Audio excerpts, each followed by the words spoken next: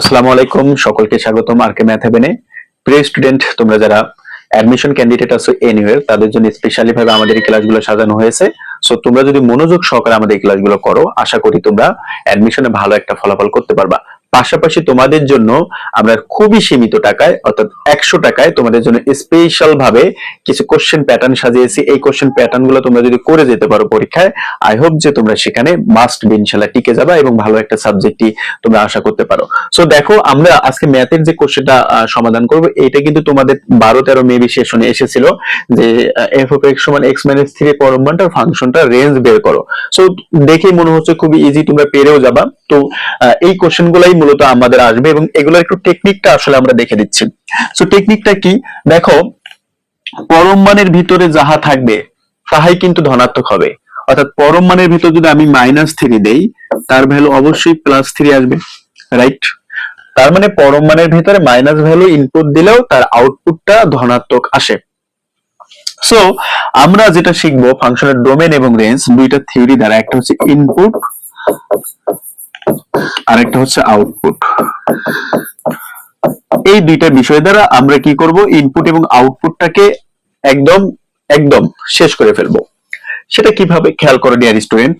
আমরা এই জায়গাতে ধরো আমি ভ্যালুগুলা নিলাম -1 -2 +1 +2, আচ্ছা শূন্য নিলাম, ধরো এই ভ্যালুগুলো আমি নিলাম।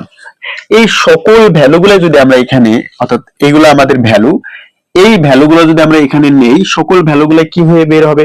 ধনাত্মক হয়ে বের হবে, তাই তো?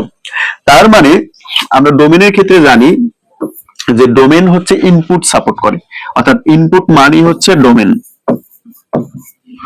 তাই তো? আর আউটপুট মানি হচ্ছে তোমার রেঞ্জ, ঠিক কিনা বলো তো?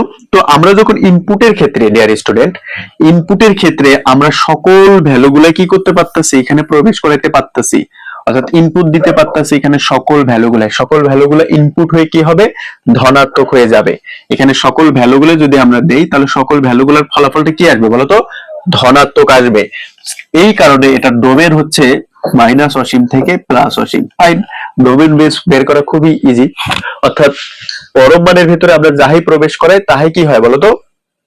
সেটা ধনাত্মক আকারে বের হয়, অর্থাৎ প্লাস হয়ে যায়।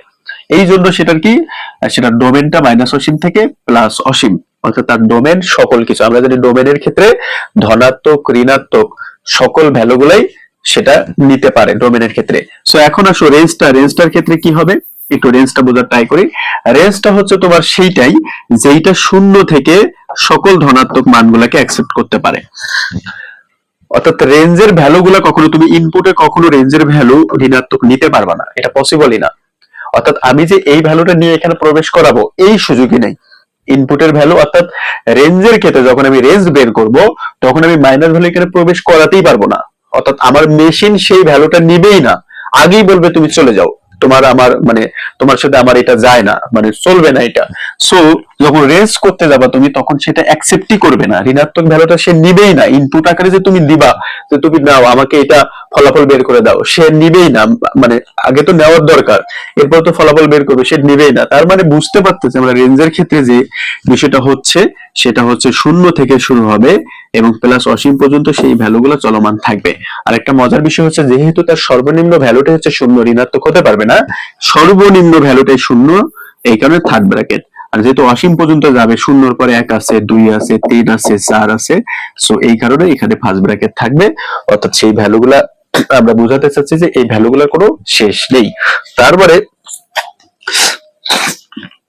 যদি পরম মানের ক্ষেত্রে, এরকম পরম মানের ক্ষেত্রে কি আসে, তোমার ডোমেন বা রেঞ্জ আসে, তুমি ইজিলি দিতে পারবা যে তার রেঞ্জ হচ্ছে এরকম আর ডোমেন হচ্ছে, তো অবশ্যই ডোমেনের ক্ষেত্রে আমরা যা খুশি তাই প্রবেশ করাতে পারবো। পরম মানের ক্ষেত্রে সেটা ধনাত্মক আকারে বের হয়ে আসবে, দ্যাটস মিন সেটার ডোমেন হচ্ছে মাইনাস অসীম থেকে প্লাস অসীম। সো দেখো, এটা যদি একটু মনোযোগ সহকারে দেখো, সকল অসমতা তুমি ইজিলি পেরে যাবা। জাস্ট এটা একটু মনোযোগ সহকারে দেখো। সো যদি কোনো অসমতা এরকম থাকে, ধরো a greater than or equal b আছে, তুমি দেখো তো এই অসমতাটার আকার এরকম কিনা, বা যেরকম অসমতায় থাকো কাহিনী একই। কাহিনীটা কি, যে যদি এরকম থাকে তাহলে কি রকম হবে, যে a less than or equal minus b, যখন আমি চিহ্ন ঘুরাইয়া দেব তখন ঋণাত্মক চিহ্ন হয়ে যাবে। আরেকটা হবে a greater than or equal b, এই ফরম্যাটটা হবে। অর্থাৎ মাইনাস বি থেকে প্লাস বি পর্যন্ত ভ্যালুটাকে আমরা নিতে পারবো, বুঝতে পেরেছো কি? অর্থাৎ এখানে যে ভ্যালুটা থাকবে, এখানে বি মানে আমাদের কি বলতো, +4। সো এই বি যেটা আছে সেটা একবার হবে -4, একবার হবে +4। বুঝতে পেরেছো?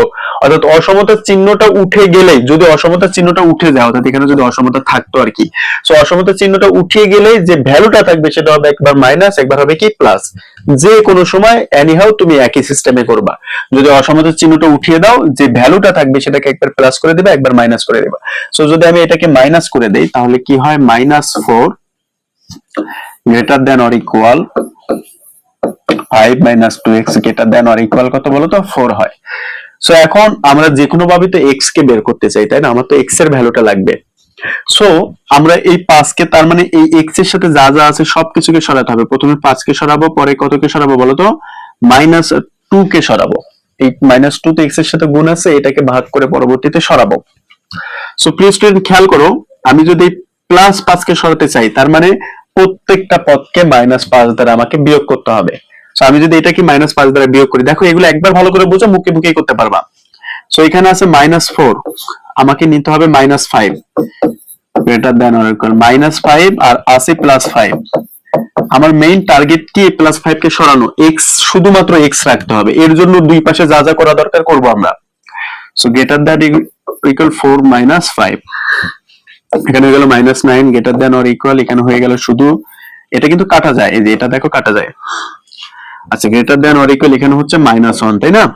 আচ্ছা, সো এখন একটু মনোযোগ দাও, এই x এর এখানে দুইটা সত্য, একটা হচ্ছে এ পাশে, একটা হচ্ছে অপোজিটে।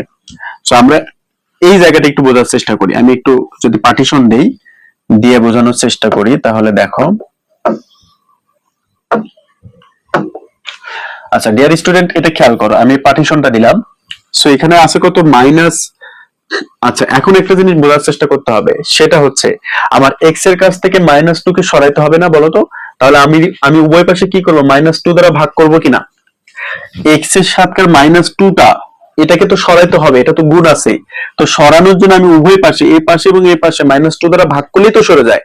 আর তুমি জানো যে অসমতায় মাইনাস, মানে কোনো কিছুকে যদি ভাগ করি, আমরা কোনো অসমতাকে যদি ভাগ করি মাইনাস দ্বারা বা এরকম +1 দ্বারা, সরি -1 দ্বারা যদি কোনো কিছুকে ভাগ করি বা গুণ করি, তখন কি হয়, সেটার চিহ্নটা পরিবর্তন হয়ে যায়। অর্থাৎ এই যে চিহ্ন, সেটা পরিবর্তন হয়ে যাবে। তার মানে -9 -2 দ্বারা আমরা ভাগ করবো, কারণ এখানে শুধু আমার x দরকার, তাহলে চিহ্নটা অবশ্যই পরিবর্তন হয়ে যাবে, -2x ডিভাইডেড ভাগ 2। আমরা কিন্তু -2 দ্বারা ভাগ করলাম, যেহেতু -2 দ্বারা ভাগ করি বা -2 দ্বারা গুণ করি, তখনই আমাদের চিহ্নটা কিন্তু কি হবে, পরিবর্তন হবে। সো এটা কাটা যায়, তার মানে আলটিমেটলি মাইনাসও কাটা যায়, থাকে 9/2 less than or equal x। এটার ক্ষেত্রে কি হয়, এখানেও একটু খেয়াল করো, আছে -2x greater than or equal -1। আচ্ছা, এখন আমরা কি করব বলতো, -2 দ্বারা ভাগ করে দেবো, কারণ আমাকে x ফ্রি করতে হবে। তার মানে -2x ভাগ হচ্ছে -2 গ্রেটার দেন অর ইকুয়াল -1/-2। তো যদি আমরা ভাগ করি, তার মানে থাকে x এর value less than or equal half. তাহলে এটাকে আমরা যদি এখন সুন্দর করে সাজিয়ে লিখি, তাহলে কিন্তু হয়ে যাচ্ছে যে 9/2 less than or equal x less than or equal half. এটাই হচ্ছে আমাদের প্রাপ্ত ফলাফল। স্টুডেন্ট, এগুলো কিন্তু তোমাদের বোর্ডে এসেছে, হ্যাঁ? সো তোমরা জাস্ট একটা ভালো করে একটু বোঝার চেষ্টা করো, এই একটা একটু ক্লিয়ার হও, তাহলে দেখবে বাকিগুলো তোমরা ইজিলি পেরে যাচ্ছ, হ্যাঁ? সো আমাদের সাথে তোমরা যারা থাকতে চাও, দেখো আমরা হচ্ছে যে জিনিসগুলো, তোমাদের তো এতগুলা ম্যাথ করা পসিবল না। সো আমরা তোমাদের জন্য যে জিনিসটা করেছি সেটা হচ্ছে খুবই সীমিত সংখ্যক ম্যাথ এবং খুবই সীমিত সংখ্যক অন্যান্য সাবজেক্ট গুলো, পদার্থ, রসায়ন।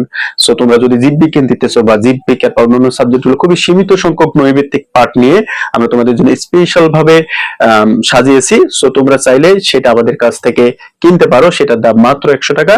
সো তোমরা চাইলে এখনই সেটা আমাদের সাথে যোগাযোগ করে তোমাদের প্রস্তুতিটা পরিপূর্ণ করে পরীক্ষার হলে গিয়ে সেরা হতে পারো। So thank you.